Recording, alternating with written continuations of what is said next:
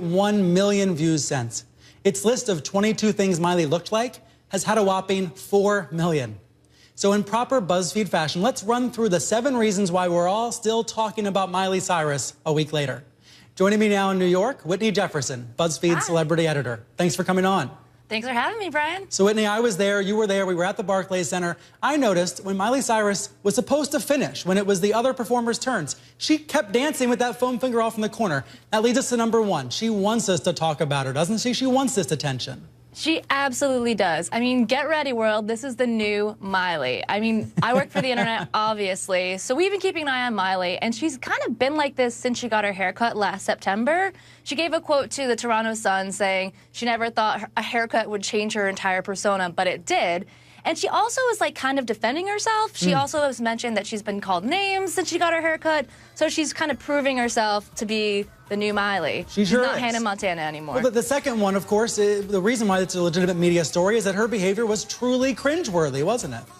Oh, yeah. I was in the press room. I know you were in the show. And when she came on, we kind of just went silent. And we were all looking at each other like, is this real? It was just almost embarrassing. Like, I felt like her mother. Like, just stop, Miley. Just... Oh, yeah. To be fair, it was the only entertaining moment so far in the show. I was kind of bored until she came on. You mentioned Hannah Montana. Number 3, I think, is that the public still thinks she is Hannah Montana. This was a wake-up call.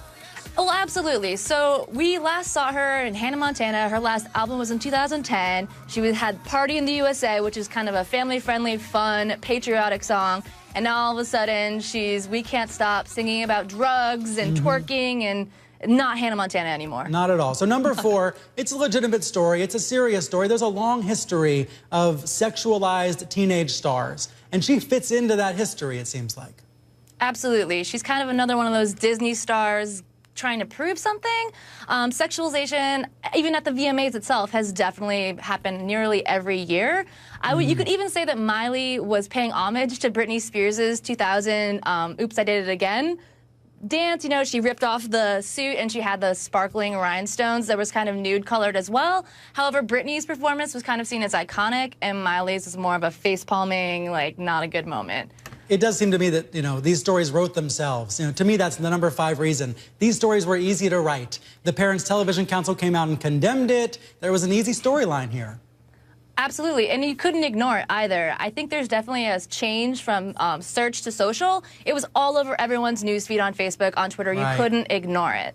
Well, that's what was so interesting about BuzzFeed's coverage. This is something designed to be shared. I know it's in a BuzzFeed I went to for a link to send my girlfriend that night to say, here's what you missed when you were sleeping, Miley Cyrus dancing, because you all broke it down in a way that was very digestible.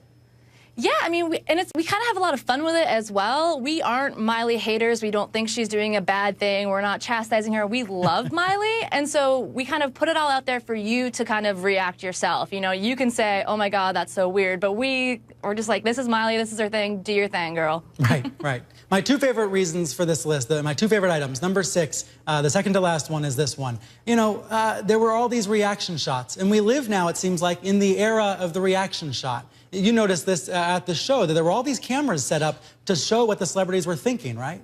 Yeah, MTV was very smart this year. They set up cameras all over the Barclays Center that allowed users on the internet to zoom in on their specific celebrity, and you could watch them